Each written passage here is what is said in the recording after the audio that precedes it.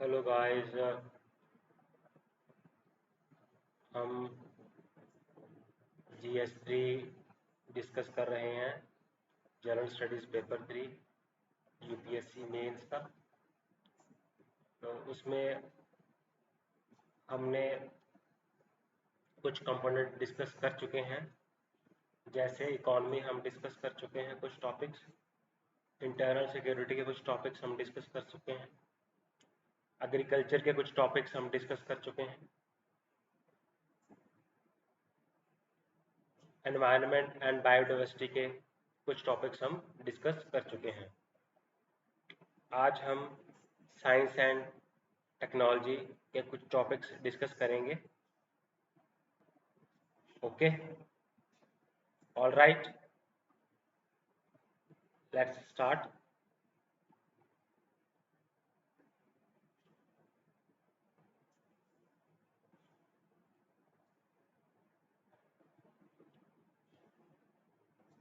हम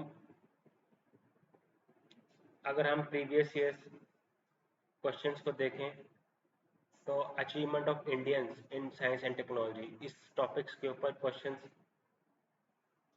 पुराने पेपर्स में आए हैं। तो हम achievement of Indians in science and technology पढ़ते हैं। क्या है इसमें? सबसे पहले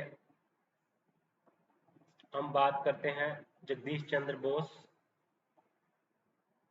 ओके,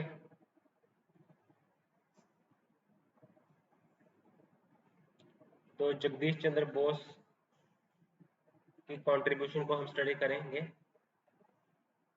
इन्होंने प्लांट फिजियोलॉजी के ऊपर डिस्कस किया। तो इन्होंने एक्सपेरिमेंट किया और ये डेमोन्स्ट्रेट किया कि जो एनिमल्स होते हैं, प्लांट्स होते हैं, ये एक्सटर्नल स्टिमुलाई जब को ये रिस्पॉन्ड करते हैं। ओके, तो प्लांट फिजियोलॉजी में से इन्होंने कंट्रीब्यूशन किया। उसके बाद जगदीश चंद्र बोस ने क्रैस्कोग्राफ ओके इन्वेंट किया डिवाइस। तो इससे क्या हुआ, इससे इन्होंने ग्रोथ और मूवमेंट मेजर की प्लांट्स की ग्रोथ और मूवमेंट को मेजर करने के लिए इन्होंने क्रैस्कोग्राफ इन्वेंट किया। प्लांट फिजियोलॉजी के ऊपर इन्होंने एक्सपेरिमेंट किया। Radio and wireless communication, radio के ऊपर, वायरलेस कम्युनिकेशन के ऊपर इन्होंने एक्सपेरिमेंट किए। ओके, तो इसमें मिलीमीटर वेवलेंथ जो थी वो ट्रांसमिट कर रही थी इलेक्ट्रोमैग्नेटिक वेव्स। तो इन्होंने बताया कि वायरलेस कम्युनिकेशन का पोटेंशियल क्या है। तो इन्होंने रेडियो और वायरलेस कम्युनिकेशन के ऊपर एक्सपेरिमेंट किया और बताया कि इसका क्या पोटेंशियल है। उसके बाद फिर माइक्रोवेव रिसर्च कैरी आउट की। ओके, इन्होंने बताया कि मिलीमीटर साइज्ड इलेक्ट्रोमैग्नेटिक वेव्स होती हैं।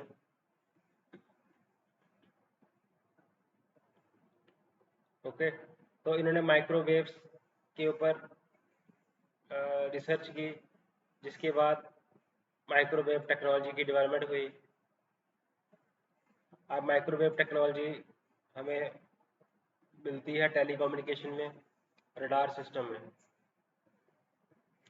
तो जगदीश चंद्र बॉस ने प्लांट फिजियोलॉजी के ऊपर एक्सपेरिमेंट्स किए। उन्होंने क्रेस्कोग्राफ एक्सपेरिमेंट किया जो कि प्लांट की मेजरमेंट करता था।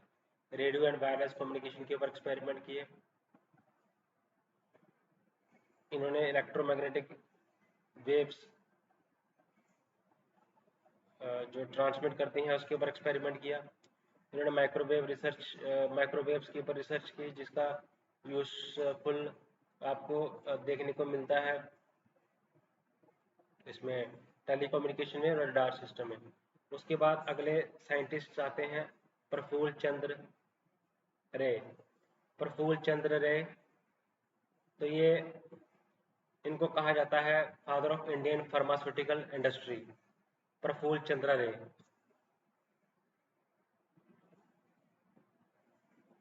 इन्होंने क्रूशियल रोल प्ले किया Bengal chemicals and pharmaceutical works limited में। तो ये इंडिया का केमिकल कंपनीज थी, first Indian owned chemical companies थी। प्रफुल्ल चंद्र रे, पीसी रे, तो ये क्या थे, father of Indian pharmaceutical industry थे। इन्होंने रे ने science and technology, education and science communication, तो ये इन्होंने डेडिकेशन दिखाई है अपनी। इन्होंने साइंस एजुकेशन के ऊपर प्रमोशन की। इन्होंने first chemistry research laboratory, okay, chemistry research laboratory इन्होंने एस्टेब्लिश की, प्रफुल्ल चंद्र रे ने। तो ये फादर थे इंडियन फार्मास्यूटिकल इंडस्ट्री के। उसके बाद हम सीवी रमन की बात करते हैं। अगर हम सीवी रमन की बात करें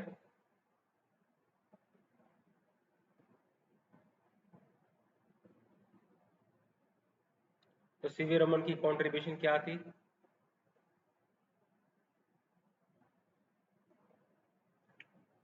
तो इन्होंने रमन इफेक्ट को डिस्कवर किया 1928 में। इसने बताया कि जब लाइट जो है मैटर के साथ इंटरेक्ट करती है तो लाइट जो है वो, कुछ लाइट जो है वो स्कैटर हो जाती है और उसकी वेवलेंथ जो है वो चेंज हो जाती है। ठीक है, तो ये फर्स्ट एशियन था और नॉन वाइट पर्सन था जिसको नोबेल प्राइज मिला था physics for the discovery of the Raman effect. तो आप देखिए कि हमारे इंडिया में साइंटिस्टों की कमी नहीं है। सीवी रमन जो कि एशिया में पहले ऐसे व्यक्ति थे जिनको नोबेल प्राइज मिला फिजिक्स में, क्योंकि इन्होंने डिस्कवर किया था सीवी रमन इफेक्ट। तो हम क्यों, हमें इंट्रोस्पेक्शन की करने की ज़रूरत है कि क्यों हम चाइना से काफ़ी ज़्यादा सेक्टर्स में हम उनसे पीछे हैं, क्यों हैं, इसको इंट्रोस्पेक्ट करने की ज़रूरत है।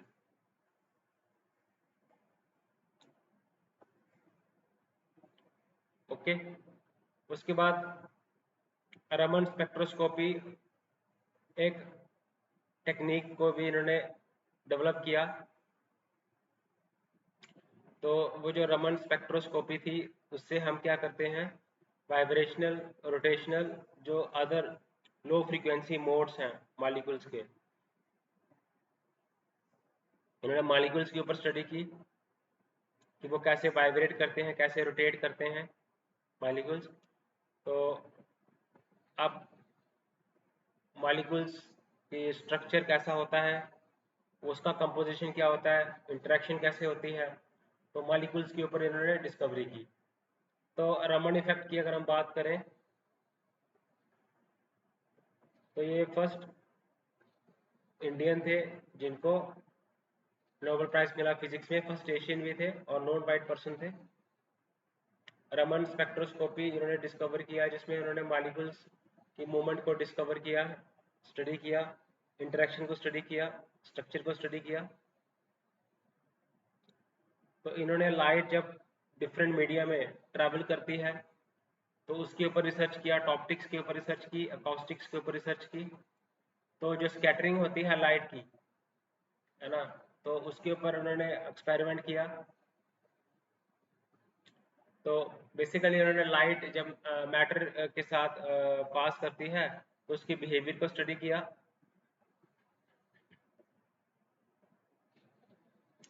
तो इन्होंने फिजिक्स, जो साउंड वाइब्रेशंस हैं, जो जो साउंड प्रोडक्शन करते हैं, है ना, कौन, म्यूजिकल इंस्ट्रूमेंट जो साउंड प्रोडक्शन करते हैं, तो उनकी फिजिक्स को स्टडी किया।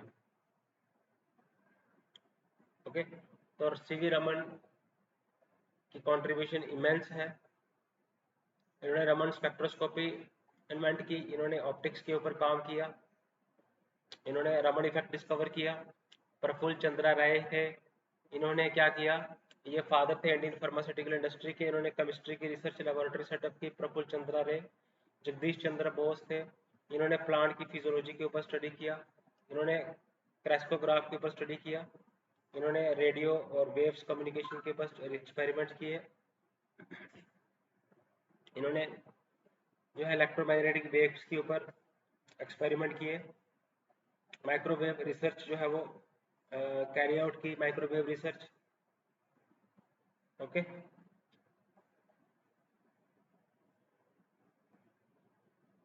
उसके बाद हम अगले साइंटिस्ट की बात करते हैं, एस्ट्रोफिजिस्ट से। ये इनका नाम था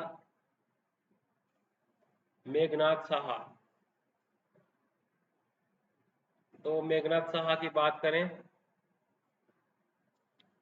तो इन्होंने साहा आयोनाइजेशन इक्वेशन दी 1920 में।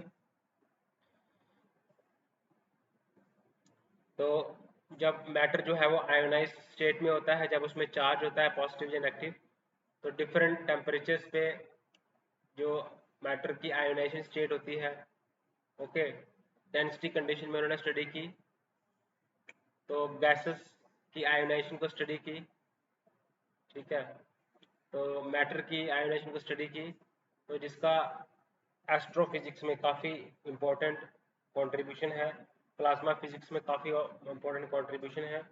साहा ने इक्वेशन एंड स्टीलर स्पेक्ट्रा, तो साहा इक्वेशन इन्होंने दी। तो to the analysis of star line, stellar spectra, stellar spectra हम स्टार लाइन को एनालाइज करते हैं। तो साइंटिस्ट को ये पता चलता जाने लगा कि क्या डिफरेंट कंपोनेंट्स क्या होते हैं स्टार्स के, उनके टेम्परेचर के बारे में इन्होंने जो साहा इक्वेशन है वो हेल्प किया। प्रॉपर्टीज क्या होती हैं स्टार्स की, स्टार्स के ऊपर इन्होंने स्टडी की। ओके, तो सेलेस्टियल बॉडीज की कंपोजिशन के ऊपर हमने स्टडी करने में हेल्प की। तो एस्ट्रोफिजिस्ट थे। तो इंस्टीट्यूट ऑफ न्यूक्लियर फिजिक्स, तो इन्होंने इंस्टीट्यूट ऑफ न्यूक्लियर फिजिक्स, जिसको हम बोलते हैं Saha institute of nuclear physics, तो कोलकाता में इन्होंने पिवोटल रोल प्ले किया इंस्टीट्यूट ऑफ न्यूक्लियर फिजिक्स बनाने में। तो मेघनाथ मेघ मेघनाथ साहा, तो मेघनाथ साहा जो थे ये एस्ट्रोफिजिस्ट थे।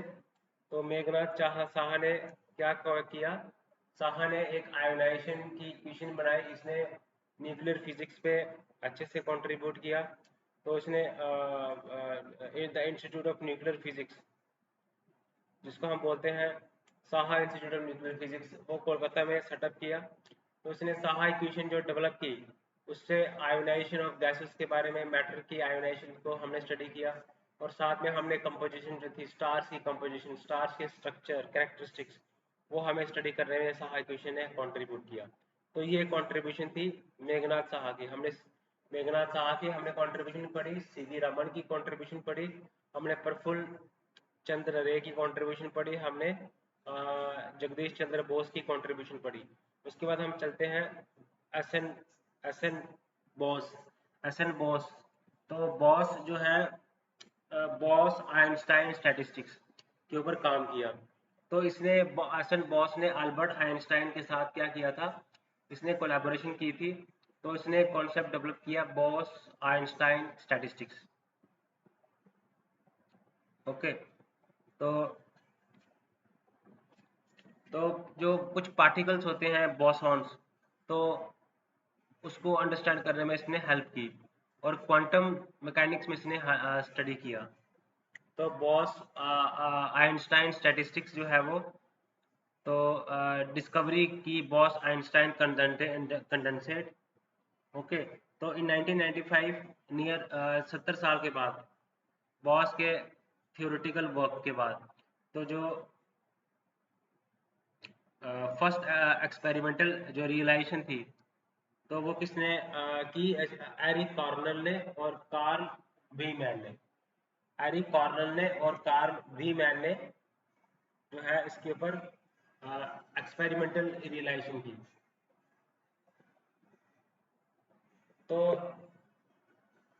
ये बेसिकली बॉसॉन्स पार्टिकल्स के बारे में बताता है। बॉस आइंस्टाइन कॉन्डेंसेट क्या करता है, ये बेसिकली जब लो टेम्परेचर होता है तो आपको देखने को मिलता है एक यूनिक स्टेट ऑफ मैटर मिलती है, जहाँ पे जो बॉसॉन्स पार्टिकल्स होते हैं वो क्या करते हैं, वो ऑक्यूपाई करते हैं सेम क्वांटम स्टेट। तो उसने क्वांटम फिजिक्स में काफ़ी ज़्यादा रिसर्च की। ओके, तो सुपर कंडक्टिविटी के फील्ड में इसकी स्टडीज़ की एप्लीकेशंस थी, एंड एटम लेजर्स की एप्लीकेशंस थी।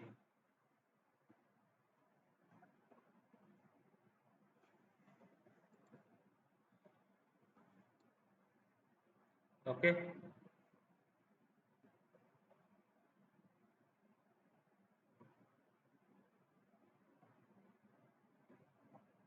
तो हमने पढ़ा एस एन बोस के बारे में। एस एन बोस की कंट्रीब्यूशन के बारे में बताओ बच्चों मेरे को, क्या है इसकी कंट्रीब्यूशन। एस एन बोस ने बॉस आइंस्टाइन के साथ, अल्बर्ट आइंस्टाइन के साथ कोलैबोरेशन किया, तो उसने कॉन्सेप्ट दिया बॉस आइंस्टाइन स्टैटिस्टिक्स।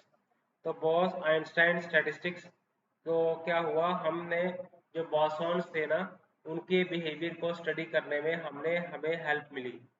तो बॉस आइंस्टाइन कंडेंसेट क्या था, बॉस आइंस्टाइन कंडेंसेट था एक मैटर की स्टेट होती है जो लो टेम्परेचर में आपकी ऐसी स्टेट को देखने को मिलेगी जिसको हम बॉसॉन्स कहते हैं, तो जो कि सेम क्वांटम नंबर उनका रहता है।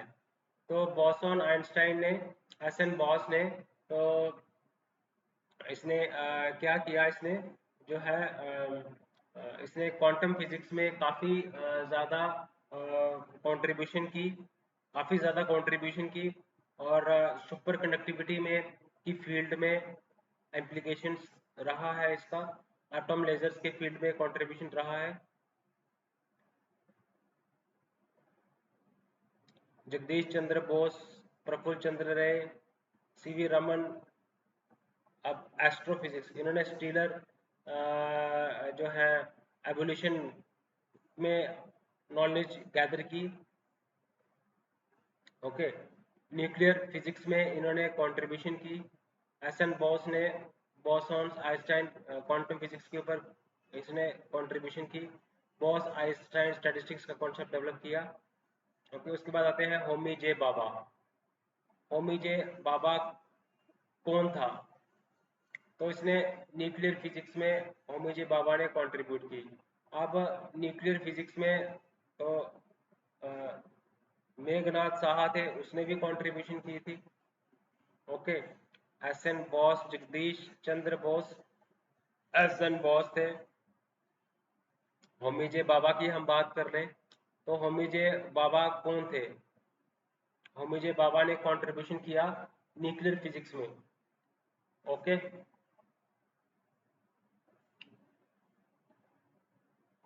तो किस तरह से जो है स्कैटरिंग होती है इलेक्ट्रॉन्स की बाय एटॉमिक न्यूक्लियाई, तो इसने एस्टेब्लिशमेंट किया Tata institute of fundamental research. तो बाबा ने क्या किया, होमीजे बाबा ने क्या किया, बाबा ने पिवोटल रोल प्ले किया इसमें, establishing the Tata institute of fundamental research. जो टाटा इंस्टीट्यूट है फंडामेंटल रिसर्च का बॉम्बे में, उसको एस्टेब्लिश किया। तो होमीजे बाबा को हम father of Indian nuclear science, nuclear energy programme का फादर भी बनाते हैं इसको। ओके, तो इन्होंने स्ट्रेस किया कि हमने पीसफुल यूज़ करना चाहिए न्यूक्लियर एनर्जी का कंट्री की डेवलपमेंट के लिए, और इन्होंने एस्टेब्लिशमेंट की एटॉमिक एनर्जी कमीशन की एस्टेब्लिशमेंट की 1948 में। तो हमारा 3 स्टेज न्यूक्लियर प्रोग्राम था बाबा प्लान। तो ये स्ट्रेटजी प्रपोज की थी Indian nuclear physicist Homi Jahangir Bhabha, तो इन द 1950s। तो एनर्जी नीड जो इंडिया की डे बाय डे बढ़ती ही जा रही थी पॉपुलेशन की वजह से, अर्बनाइजेशन की वजह से पॉपुलेशन बहुत ज़्यादा ग्रो कर गई थी इंडिया की, अभी भी बहुत ज़्यादा पॉपुलेशन है।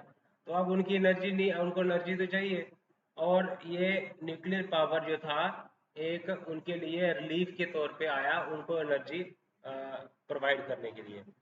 तो उसमें तो कंट्रीज़ की जो यूरेनियम रिसोर्सेस हैं, हमारे पास लिमिटेड यूरेनियम रिसोर्सेस है, तो उसको एफिशिएंटली हमने किस तरह से इस्तेमाल करना है, तो होमी जी बाबा ने प्लान बताया। तो ये फादर था इंडियन न्यूक्लियर एनर्जी प्रोग्राम का। इसने Tata institute of atomic research setup किया, कहाँ पे, बॉम्बे में। तो इसने 3 स्टेज न्यूक्लियर प्रोग्राम के बारे में भी इसने बोला। ओके, तो और उसके बाद हम पढ़ते हैं हरगोविंद खुराना। तो हरगोविंद खुराना जो थे, क्या थे, इसने जेनेटिक कोड को डिसाइफर किया। ओके, हम जैसे जेनेटिक्स के बारे में पढ़ते हैं एंथ्रोपोलॉजी में, मैंने आपको बताया है जेनेटिक्स प्रिंसिपल्स हमने पढ़े हैं, मेंडेलियन जेनेटिक्स प्रिंसिपल्स हमने पढ़े हैं, जेनेटिकल हमने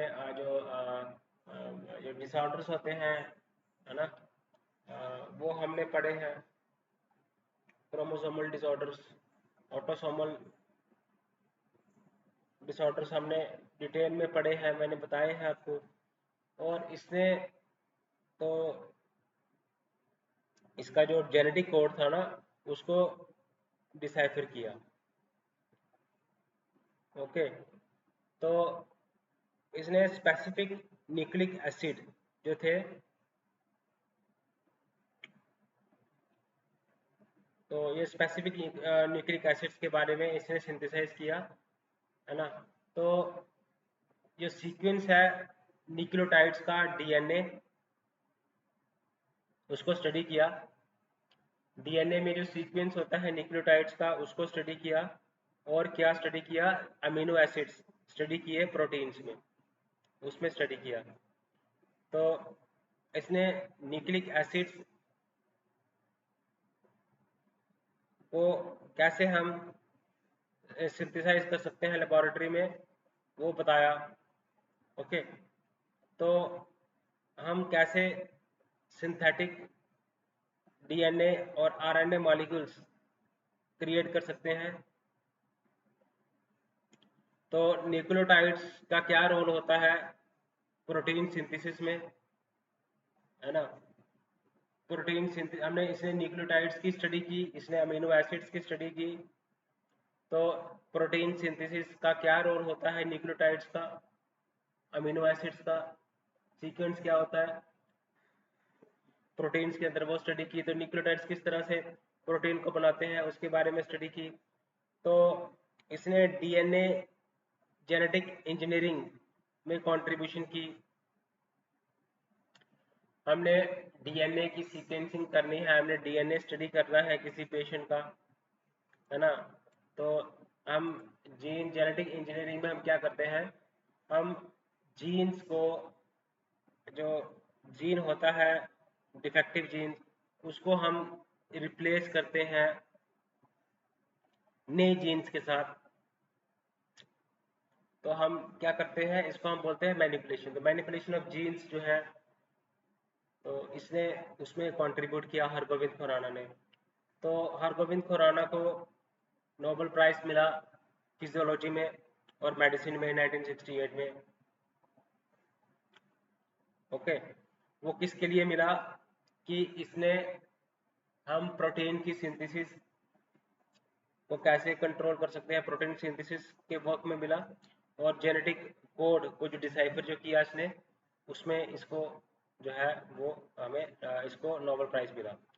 तो हरगोविंद खुराना ने जेनेटिक कोड को डिसाइफर किया, और हरगोविंद खुराना ने सीक्वेंस स्टडी किया न्यूक्लियोटाइड्स का, इसने स्ट्रक्चर स्टडी किया अमीनो एसिड्स का। इसको 1968 में नोबेल प्राइज मिला था फिजियोलॉजी में और मेडिसिन में। तो इसने इस तरह से जो न्यूक्लिक एसिड्स की सिंथेसिस होती है वो कैसे हम कर सकते हैं लेबोरेटरी में, वो इसने ठीक है। तो सिंथेटिक डीएनए और आरएनए मॉलिक्यूल्स हम कैसे बना सकते हैं। ओके, तो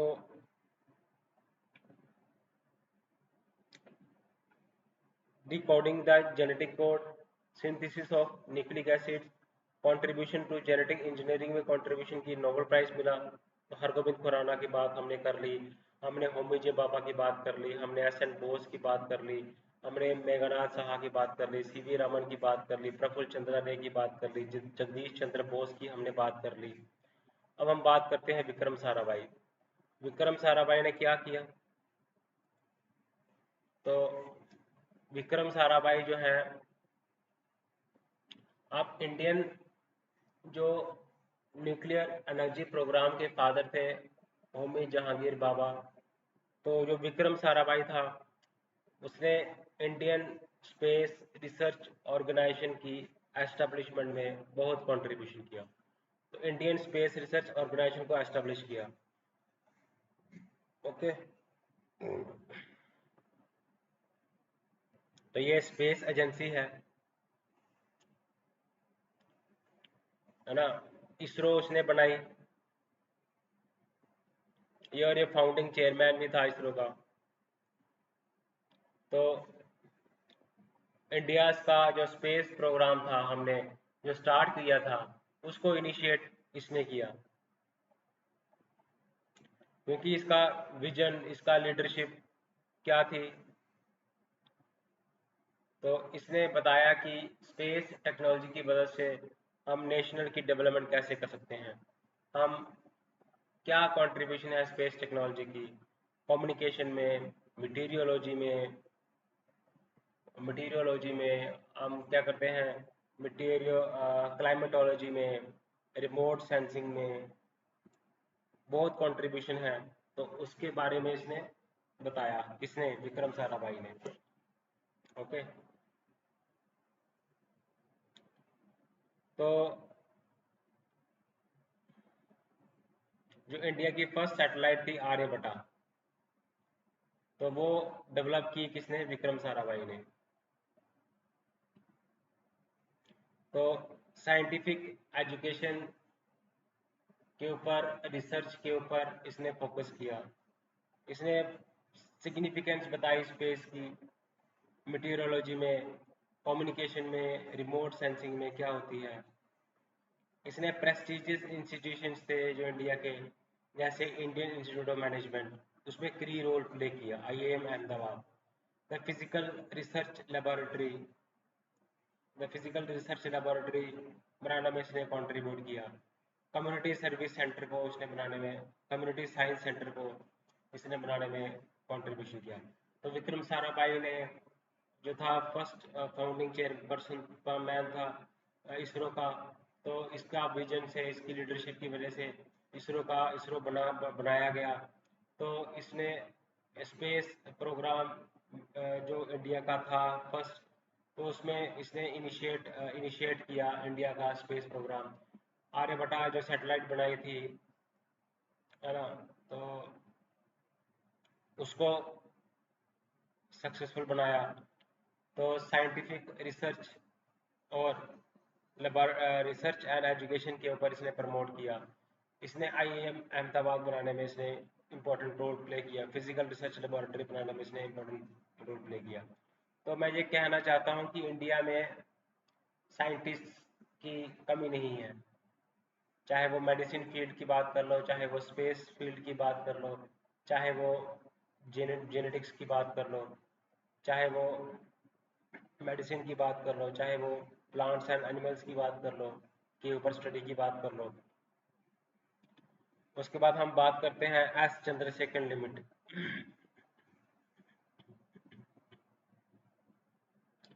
तो एस चंद्रशेखर लिमिट क्या है? चंद्रशेखर लिमिट ने क्या बताया? इसने वर्क किया, ग्राउंड ब्रेकिंग वर्क किया इसने चंद्रशेखर लिमिट पे। तो इसका मतलब कि मैक्सिमम मास, जो एक वाइट ड्वार्फ स्टार है, वो मैक्सिमम मास मास कितना अटेन कर सकता है। तो इसने सेलेस्टियल बॉडीज की स्टडी की, है ना। तो इसने कहा कि जब स्टार्स का मास जो है वो एक्सीड कर जाता है, 1.4 times the mass of the sun. तो वो क्या करता है, वो अपनी ही ग्रेविटी में कोलैप्स कर जाता है और या क्या करता है, एक्सप्लोजन हो जाता है, या फिर वो क्या बनता है, ब्लैक होल बन जाता है। तो चंद्रशेखर लिमिट ने क्या बताया, चंद्रशेखर लिमिट ने ये बताया कि मैक्सिमम जो वाइट ड्वार्फ स्टार है वो कितना मास अटेन कर सकते हैं। और इसने ये भी बताया कि जब कोई भी स्टार का मास जो है वो 1.4 टाइम्स से ज़्यादा हो जाता है सन से, तो क्या होता है कि वो कोलैप्स कर जाता है, अपनी ग्रेविटी से वो कोलैप्स कर जाता है, जहाँ तो फिर वो क्या बनता है, वो ब्लैक होल बना देता है या फिर एक्सप्लोजन हो जाता है। तो स्टीलर के स्ट्रक्चर और एवोल्यूशन में इसने बहुत कंट्रीब्यूशन किया, किसने, एस चंद्रशेखर ने। और एक था और बंदा जिसने, एक और साइंटिस्ट थे जिन्होंने स्टीलर स्ट्रक्चर और इक्वेशन के ऊपर काम किया। मेरे को, मैंने अभी बताया आपको, मेरे को कमेंट सेक्शन पे आप लिख के बताओ कि किसने जो है स्टीलर की एवोल्यूशन और स्ट्रक्चर के ऊपर काम किया। उसका नाम था मेघनाथ साहा। मेघनाथ साहा एस्ट्रोफिजिस्ट थे, है ना। तो इसने साहा आयोनाइजेशन इक्वेशन बनाई। ओके, तो इसने जो एलिमेंट्स को स्ट्रक्चर स्टडी किया, स्टार्स के टेम्परेचर्स को, उनकी प्रॉपर्टीज को स्टडी किया, स्टीलर एवोल्यूशन इसने कैरी आउट की। तो न्यूक्लियर फिजिक्स में भी इसने कंट्रीब्यूट किया। तो हम पढ़ रहे थे चंद्रशेखर लिमिट के बारे में। ओके, तो तो चंद्रशेखर लिमिट जो थे, बड़ी ज़्यादा कंट्रीब्यूशन की, है ना। किसमें कंट्रीब्यूशन की, स्टार्स के ऊपर कंट्रीब्यूशन की। जैसे मेघनाथ साहा ने भी स्टार्स की एवोल्यूशन के ऊपर कंट्रीब्यूशन की, वैसे ही चंद्रशेखर ने भी की। तो इसने मैथमेटिकल मॉडल्स तैयार किए, थ्योरीज डेवलप की कि हमने स्टार्स के बिहेवियर को हमने स्टडी करना है, पूरी उसकी लाइफ साइकिल में उसका कैसा बिहेवियर रहता है स्टार्स का, वो किया। तो इसने, एस चंद्रशेखर ने Nobel prize of physics share किया था। तो इसने किसमें, इसने स्ट्रक्चर में और जो एवोल्यूशन होती है स्टार्स की, देखो पुराने टाइम्स में कितने नोबेल प्राइज इंडिया के रहे हैं, अभी कोई क्यों नहीं साइंटिस्ट इंडिया का नोबेल प्राइज ले रहा है। ये बात हमें इंट्रोस्पेक्शन करने की ज़रूरत है। हमारे साइंटिस्ट अभी नोबेल प्राइज क्यों नहीं ले पा रहे हैं। एस चंद्रशेखर है, एस चंद्रशेखर ने क्या किया, एवोल्यूशन ऑफ स्टार्स के ऊपर स्टडी की, स्ट्रक्चर के ऊपर स्टडी की, तो उसके लिए इसको नोबेल प्राइज भी मिला फिजिक्स में। तो सीवी रमन भी थे, उनको भी रमन इफेक्ट, तो उनको भी नोबेल प्राइज मिला था फिजिक्स में। ओके, तो थ्योरी जो थी वाइट डवार्फ्स की,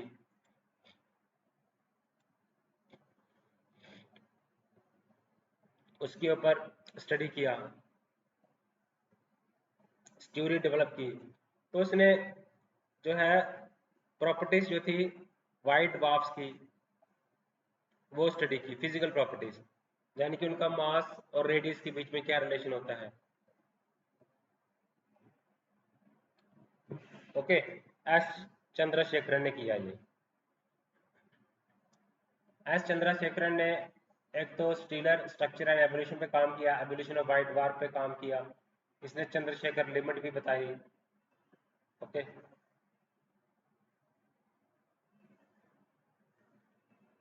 तो इसने ये भी बताया एक्रीशन थ्योरी, एक्रीशन थ्योरी में इसने बताया कि किस तरह से जो मैटर है वो क्या बन जाता है, कंपैक्ट ऑब्जेक्ट बन जाता है, न्यूट्रॉन स्टार, वाइट ड्वार्फ्स कैसे बन जाते हैं। और ये ज़्यादा एनर्जी रिलीज करने में सक्षम हो जाते हैं, गामा रिलीज रिलीज करते हैं, एक्स रेस रिलीज करते हैं वाइट वाफ। तो उसने बताया कि किस तरह से जो मैटर जो है वो उसकी एकोमुलेशन हो जाती है, वो कंपैक्ट हो जाता है और वो एक लार्ज सेलेस्टियल बॉडी का शेप ले लेता है। तो सेलेस्टियल एक्रेशन थ्योरी को एक्सप्लेन कर दिया इसने एस चंद्रशेखर ने। तो एस चंद्रशेखर ने एक्रेशन थ्योरी पे काम किया। एस चंद्रशेखर ने शेखर लिमिट को सेटअप किया। एस चंद्रशेखर ने वाइट ड्वार्फ की थ्योरी को बनाया। एस चंद्रशेखर जो जाने माने साइंटिस्ट थे, इन्होंने स्टार के स्ट्रक्चर और उसके एवोल्यूशन के ऊपर ग्राउंड ब्रेकिंग स्टडी की और इनको इसकी वजह से नोबेल प्राइज भी मिला फिजिक्स में।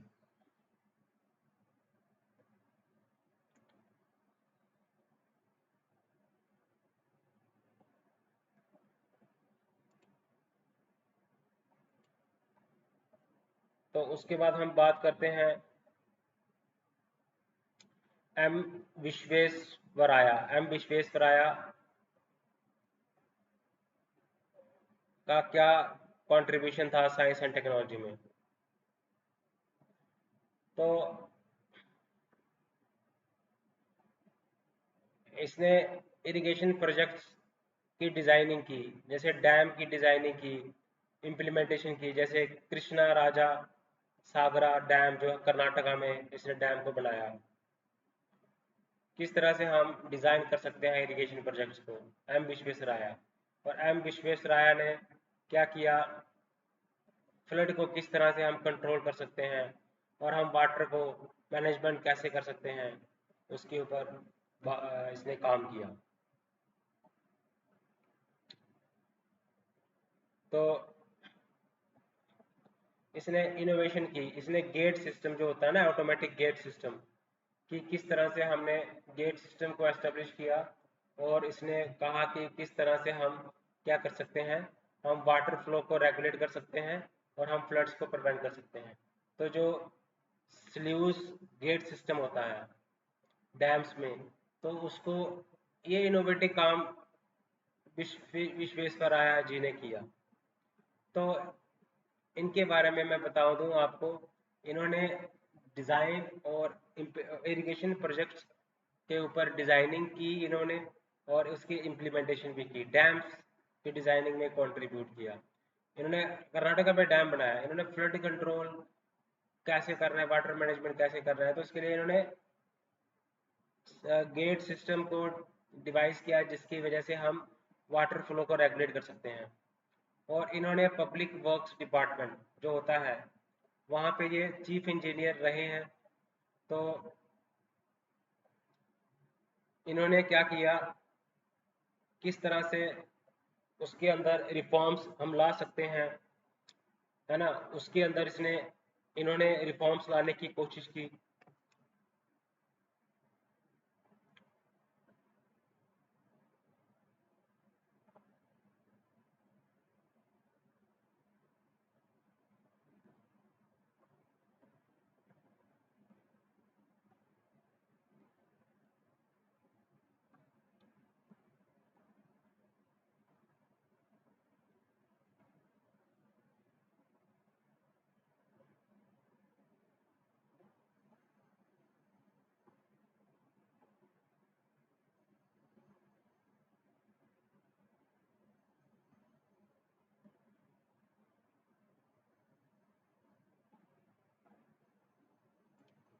तो पब्लिक वर्क्स डिपार्टमेंट में इन्होंने रिफॉर्म्स कैरी आउट किए, वो चीफ इंजीनियर भी थे।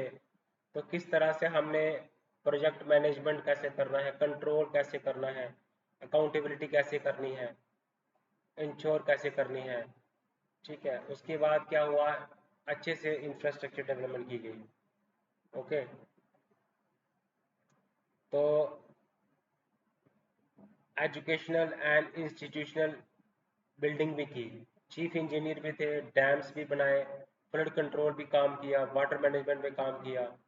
तो इसने सिग्निफिकेंट रोल प्ले किया एक गवर्नमेंट इंजीनियरिंग कॉलेज, ठीक है, जिसको हम क्या बोलते हैं, university Visvesvaraya college of engineering है बेंगलोर में। वहाँ पे ये प्रिंसिपल भी रहे, एम विश्वेश्वराया। तो एम विश्वेश्वराया की हम बात करें, एग्रीकल्चर में इन्होंने कंट्रीब्यूशन किया। इन्होंने फ्लड कंट्रोल को मैनेज किया और वाटर मैनेजमेंट को मैनेज किया। इन्होंने इरिगेशन प्रोजेक्ट्स की इम्प्लीमेंटेशन की। ये इन्होंने government college of engineering college, जिसको हम university Visvesvaraya college of engineering कहते हैं, बेंगलोर में सेटअप किया और वहाँ पे ये प्रिंसिपल भी रहे। ये एक चीफ इंजीनियर भी थे। इन्होंने रिफॉर्म्स कैरी आउट किए पब्लिक वर्क्स डिपार्टमेंट में, एजुकेशन बिल्ड की है इन्होंने, इंस्टीट्यूशंस बिल्ड किए। उसके बाद हम बात करते हैं M S Swaminathan. M S Swaminathan को आप जानते ही होंगे। तो क्या कंट्रीब्यूशन किया इन्होंने, तो ग्रीन रेवोल्यूशन कितना फेमस है, हम सब जानते हैं ग्रीन रेवोल्यूशन के बारे में। तो ग्रीन रेवोल्यूशन को इसने इंट्रोड्यूस किया, इसने इम्प्लीमेंट किया ग्रीन रेवोल्यूशन को इंडिया में।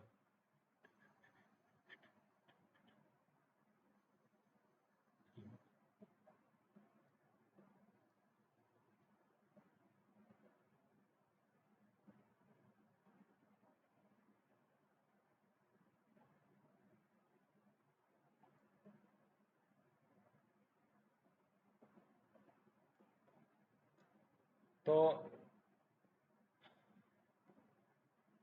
ग्रीन रेवोल्यूशन इसने इंडिया में लाया 1960s में, 1970s में। ओके, तो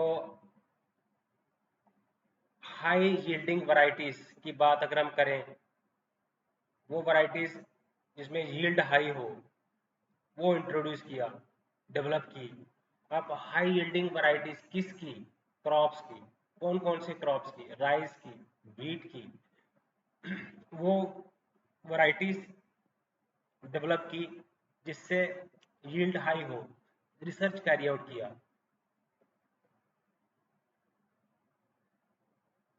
तो जिसकी वजह से जो हम देखते हैं आज के दौर में, जहाँ पे फ्लड्स आते हैं, ड्रॉट है कुछ रीजन्स ऑफ इंडिया में, तो उसको काउंटर करने के लिए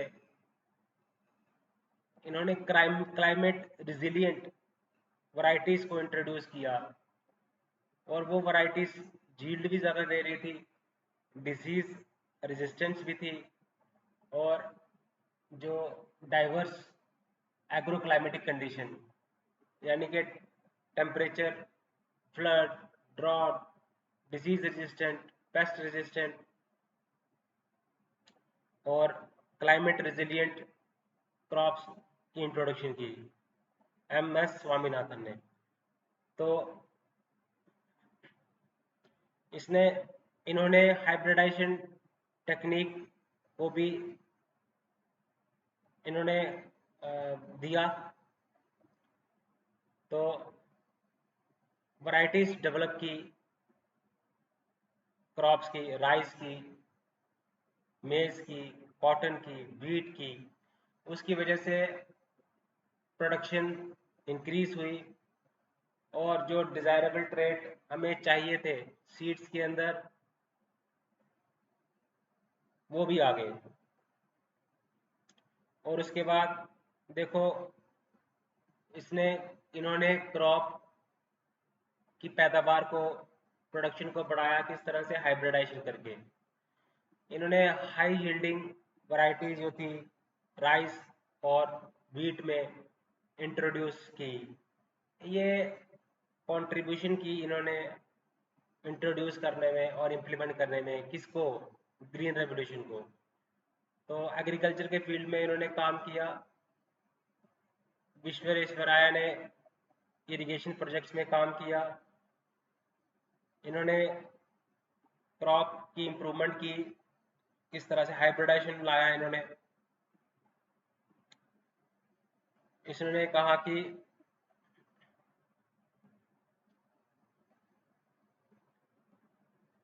इन्होंने कहा कि जीन का हमारे पास बैंक होना चाहिए, सीड का हमारे पास बैंक होना चाहिए, ठीक है, ताकि हम क्या कर सकें, जो प्लांट जेनेटिक मटेरियल है वैल्यूएबल, वो हम डॉक्यूमेंट कर सकें, ताकि हम फ्यूचर में रिसर्च कैरी आउट करें। और बेसिकली इसका पर्पस क्या था, क्रॉप इम्प्रूवमेंट एफर्ट्स के ऊपर काम किया एम एस स्वामीनाथन ने। चाहे वो यील्ड से उससे यील्ड इम्प्रूव हुई, चाहे वैराइटीज को इंट्रोड्यूस किया, चाहे इसने जो जेनेटिक रिसोर्सेज जो है हमारे पास उसको कंजर्व करने की बात की गई हो। हमने जेनेटिक जो मटेरियल होता है, रिसोर्स होता है प्लांट का, उसको हमने डॉक्यूमेंट करना है प्रॉपर, ताकि हम फ्यूचर में रिसर्च कैरी आउट कर सकें।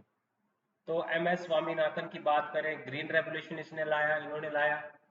इन्होंने जो है इंट्रोड्यूस की हाई यील्डिंग वैरायटीज, इन्होंने हाइब्रिडाइजेशन करके क्रॉप की पैदावार को इंक्रीज किया। इन्होंने बात फोकस किया कि हमें जो जीन्स होते हैं, जो वैल्यूएबल जो जेनेटिक मटेरियल होता है प्लांट का, उसका हमने डेटाबेस बनाना चाहिए, उसका प्रॉपर डॉक्यूमेंट बनाना चाहिए, ताकि हम अपने प्रोडक्शन को हम इंक्रीज कर सकें, ताकि हम ऐसे सीड्स उगा सकें, ऐसे प्लांट्स क्रॉप वराइटीज हम इंट्रोड्यूस कर सकें जो कि डिफरेंट एग्रो क्लाइमेटिक कंडीशन में रिजिलियंट हो, डिसीज रेजिस्टेंट हो। ओके, तो अब हम बात करते हैं पीसी महाला नोबिस। तो मैं आपको आज इंडिया, आज ये वीडियो पढ़ के आपको ये यकीन हो जाएगा कि इंडिया में डर्थ नहीं है साइंटिस्ट की। चाहे वो एग्रीकल्चर की फील्ड में बात कर लीजिए, मेडिसिन की फील्ड में बात कर लीजिए, फिजिक्स की फील्ड में बात कर लीजिए, न्यूक्लियर फिजिक्स में बात कर लीजिए, स्पेस की फील्ड में बात कर लीजिए। तो पीसी महाला नोबिस, पीसी महाला नोबिस क्या थे? पीसी महाला नोबिस ने क्या किया, डेवलपमेंट किया, पीसी महाला महाला नोबिस डिस्टेंस, ठीक है। तो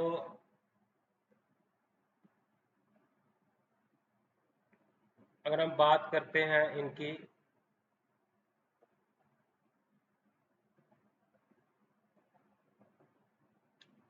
तो महाला बोनिस डिस्टेंस इन्होंने किया। तो बेसिकली ये मेजर है, स्टैटिस्टिकली मेजर है। हम सिमिलरिटी बताते हैं गिवन सैंपल में और रेफरेंस डिस्ट्रीब्यूशन में।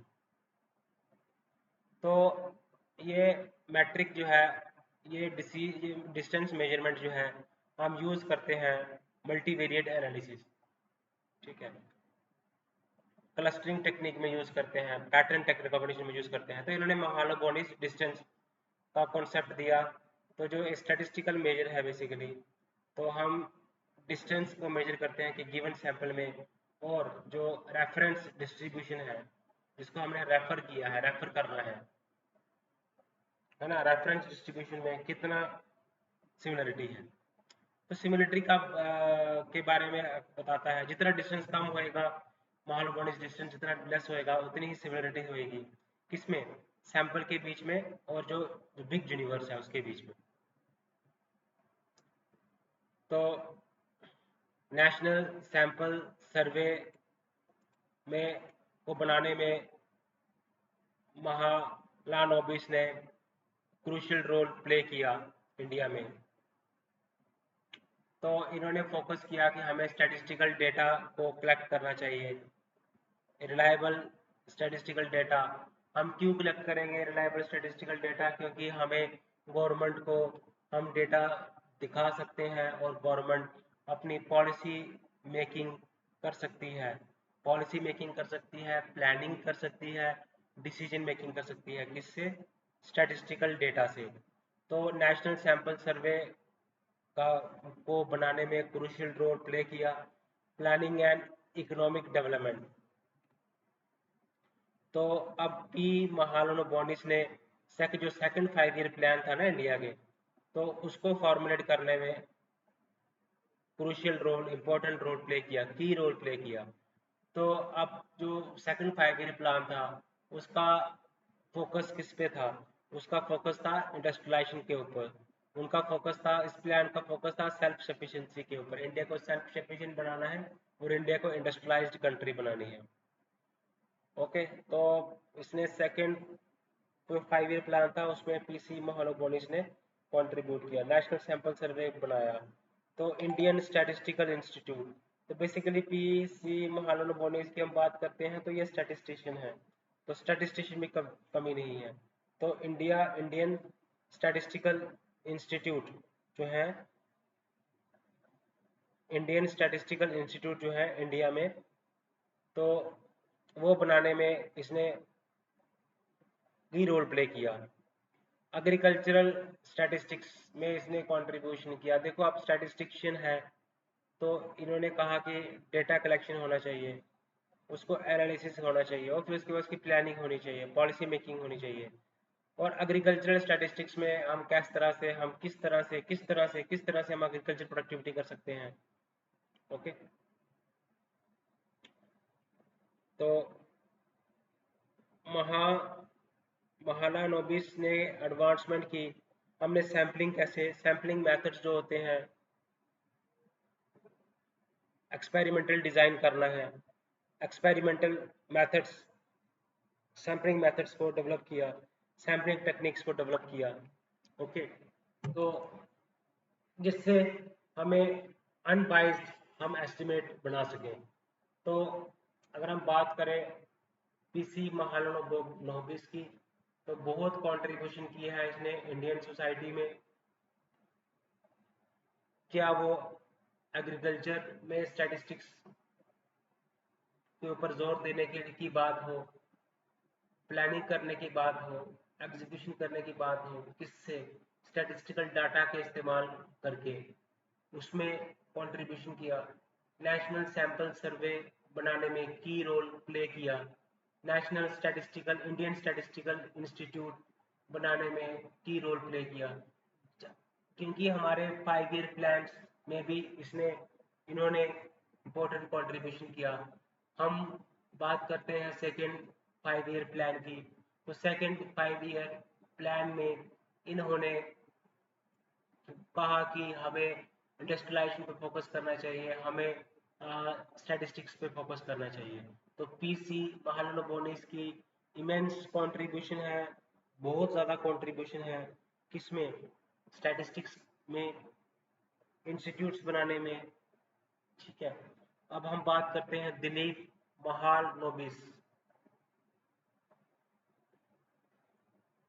तो महालनोबिस की बात करते हैं, उसके बाद फिर एपीजे अब्दुल कलाम की बात करेंगे, फिर हम सीएनआर राव की बात करेंगे, एस रामानुजम की बात करेंगे। ठीक है, तो ये हम आज जो कॉन्ट्रीब्यूशंस हैं इंडियन साइंटिस्ट का, वो साइंस एंड टेक्नोलॉजी में क्या है उसको हम स्टडी कर रहे हैं। उसके बाद हम बात करते हैं दिलीप महालनोबिस की। दिलीप महालनोबिस की, तो दिलीप महालनोबिस की अगर हम बात करें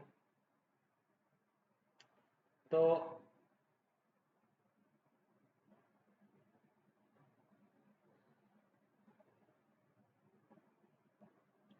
ओरल रिहाइड्रेशन थेरेपी, जब कॉलरा 1971 में जो रेफ्यूजीज थे ईस्ट बंगाल में, ठीक है, जिन्होंने असाइलम दिया था वेस्ट बंगाल में। ओके, जो 1971 में रेफ्यूजी आए थे ईस्ट बंगाल से। ओके, तो जो जॉन हॉपकिंस सेंटर था मेडिकल रिसर्च में, ट्रेनिंग में, कहाँ पे? कलकत्ता में। तो उसको आगे ले जाने में दिलीप महालनोबिस ने कंट्रीब्यूट किया। इन्होंने ओरल रिहाइड्रेशन थेरेपी दी, जिस और वो काम आई कोलरा कोलरा ड्रॉपआउट के टाइम में। ठीक है, तो इन्होंने वर्ल्ड हेल्थ ऑर्गेनाइजेशन जो थी, जो अफगानिस्तान में, इजिप्ट में, यमन में, तो कोलरा कंट्रोल में दिलीप महालनोबिस ने कंट्रीब्यूट किया। इंडिया में जब ब्रेकआउट हुआ उसमें कंट्रीब्यूट किया। तो इन्होंने एज ए कंसल्टेंट भी काम किया, WHO consultant on research on the management of bacterial disease. Dilip Mahalanobis, Dilip Mahalanobis oral rehydration therapy दी इन्होंने। ओके, तो दिलीप पहले देखो, आपने कंफ्यूजन नहीं होना है। एक है पीसी महा महालानोबिस, जिन्होंने स्टैटिस्टिशियन थे। उसके बाद दिलीप महालनोबिस थे, इन्होंने WHO के साथ काम किया, कंसल्टेंट कोलरा को कंट्रोल करने में काम किया। इन्होंने ओरल रिहाइड्रेशन थेरेपी के ऊपर रिसर्चिंग की। ठीक है, तो ये रिसर्च इन्वेस्टिगेटर थे। उसके बाद हम बात करते हैं डॉक्टर APJ अब्दुल कलाम की। तो डॉक्टर APJ अब्दुल कलाम की कंट्रीब्यूशन क्या क्या है, वो उनके बारे में हम डिस्कस करते हैं। तो इंडिया का जो सैटेलाइट लॉन्च व्हीकल था फर्स्ट, तो उसके जो प्रोजेक्ट डायरेक्टर थे, ओके, तो 1980 में जो रोहिणी सैटेलाइट था, इंडिया का जो फर्स्ट सैटेलाइट लॉन्च व्हीकल था, उसको डेवलप करने में APJ अब्दुल कलाम ने कंट्रीब्यूशन की। और वो जो फर्स्ट सैटेलाइट को लॉन्च करने वाला व्हीकल था, उसने रोहिणी सैटेलाइट को लॉन्च किया। तो इंडिया उस टाइम पे 6th लार्जेस्ट कंट्री बन गया तो to have satellite launching capabilities. Okay, उसके बाद project Devil and project Valiant, under the leadership the project Devil, जिसमें हमने क्या किया, हमने डेवलप किया शॉर्ट रेंज, हमने surface to surface missile develop की। और प्रोजेक्ट वैलियंट, जिसका काम था इंटर बैलिस्टिक मिसाइल, इसका इनिशिएट किया और ग्राउंड वर्क किया। तो देखो, APJ अब्दुल कलाम ने सैटेलाइट लॉन्च व्हीकल किया SLV, जिसको हम बोलते हैं SLV-3 प्रोजेक्ट, और रोहिणी सैटेलाइट को लॉन्च किया। उसके बाद प्रोजेक्ट डेविल लॉन्च किया, सरफेस टू सरफेस मिसाइल, और प्रोजेक्ट वैलियंट लॉन्च किया। प्रोजेक्ट वैलियंट क्या था, इंटरकॉन्टिनेंटल बैलिस्टिक मिसाइल को में ग्राउंड वर्क किया, ठीक है, और डेवलप किया, इनिशिएट किया। तो इंडिया का जो अग्नि पृथ्वी मिसाइल है, मिसाइल सिस्टम, तो इसने क्या किया, इंडिया की जो कैपेबिलिटीज थी किस फील्ड में, अग्नि के फील्ड में, डेवलपमेंट ऑफ इंडिया अग्नि एंड जो पृथ्वी बैलिस्टिक मिसाइल्स थी। ठीक है, तो इंडिया अग्नि एंड पृथ्वी मिसाइल्स जो थी, ओके, तो उसमें इन्होंने कंट्रीब्यूट किया। इन्होंने पहले surface to surface short range की मिसाइल्स बनाई, तो उसके बाद मीडियम रेंज, ठीक है, और मिसाइल प्लेटफॉर्म्स बनाए, ताकि वेरियस मिलिट्री ब्रांचेस के लिए इन्होंने मिसाइल्स तैयार किए, अग्नि एंड पृथ्वी मिसाइल्स बनाई, पिवोटल रोल प्ले किया, ड्राइविंग फोर्स की रोल प्ले किया।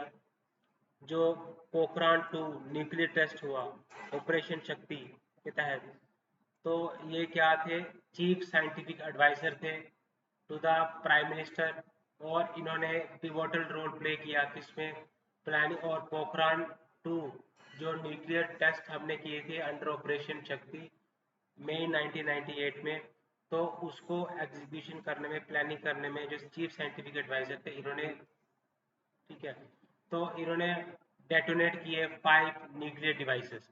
तो इन्होंने सक्सेसफुली डेटोनेट किए 5 nuclear devices.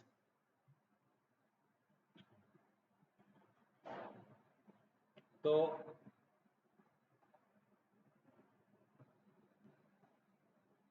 APJ Abdul Kalam, इन्होंने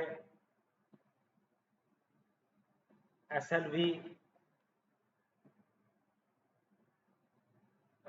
प्रोजेक्ट लॉन्च किया, रोहिणी सैटेलाइट लॉन्च की, अग्नि एंड पृथ्वी मिसाइल्स बनाए इन्होंने, प्रोजेक्ट वैलिएंट, प्रोजेक्ट